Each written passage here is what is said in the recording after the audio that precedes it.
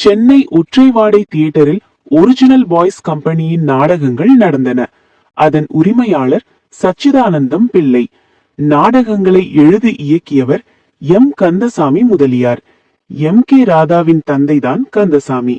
இந்த நாடக கம்பெனியில் சிறுவயதில் எம்ஜிஆரும் அவரது அண்ணன் சக்கரபாணியும் சேர்ந்தனர்.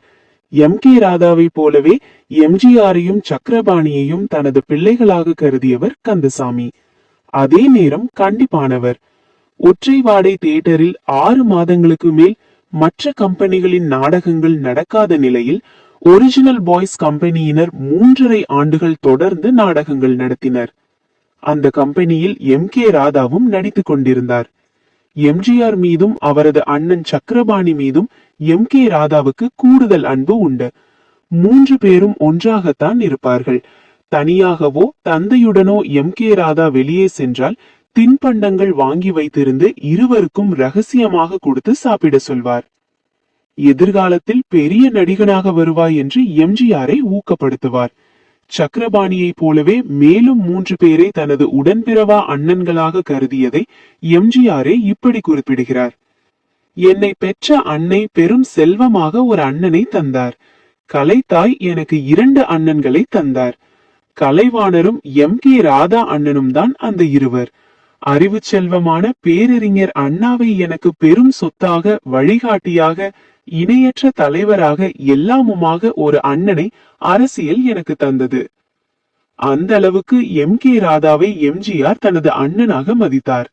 தனது தம்பியான எம்ஜிஆர் பற்றி எம். கே. ராதா கூறினார், என் தம்பி நடித்த வேடங்களில் அவரை போல யாரும் நடிக்கவே முடியாது. அவருடைய பாணியே தனி.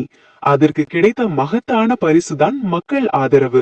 அவர் நடித்த படங்கள் யாவுமே என்றைக்கும் வெற்றி படங்கள் தான். சண்டை காட்சிகளை பற்றி பேசினால் அந்த 3 எழுத்துக்கள் தான் முன்னால் வரும் என்று பாராட்டியுள்ளார். எம்ஜிஆர் முதல்வரான போது எம். கே. ராதா உடல் நலம் பாதிக்கப்பட்டு வீட்டில் இருந்தார்.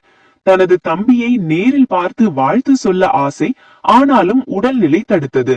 பதவியேற்பு விழாவை பார்க்க முடியாவிட்டாலும் மனதார வாழ்த்தினார். மறுநாள் காலை எம். கே. ராதாவின் வீட்டு முன் போலீஸ் வாகனங்கள் வந்து நிற்கின்றன. போலீஸ் அதிகாரி ஒருவர் வீட்டுக்குள் சென்று, இன்னும் சற்று நேரத்தில் முதல்வர் இங்கு வருகிறார் என்றார். இன்ப அதிர்ச்சி விலகாத நிலையில் முதல்வரான போதும் தன்னை தேடி வந்த தம்பியை கண்டு எம். கே. ராதாவின் கண்கள் கலங்கின. அவரிடம் எம்ஜிஆர் ஆசி பெற்றார். இந்த நிலையில் உன்னை பார்க்க என் தந்தையும் உன் அன்னையும் இல்லையே என்று எம். கே. ராதா சொன்னபோது இருவரின் கண்களும் அருவியாயின. எம்ஜிஆர் முதல்வரானதால் மகிழ்ச்சி அடைந்து எம். கே. ராதா கூறினார், நடிப்பு தொழில் செய்பவர்களுக்கு என்ன தெரியும் என்று கேட்டவர்களுக்கு பதிலாகத்தான் தம்பி எம்ஜிஆர் நாடாள்கிறார். நாடகத்தில் ராஜா வேடம் போட்டவர்களுக்கு நிஜமாகவே ஆட்சி புரியவும் முடியும் என்பதை எம்ஜிஆர் நிரூபித்திருக்கிறார். சத்தியவதி வயிற்றில் பிறந்த சத்தியம் நாடாள்கிறது.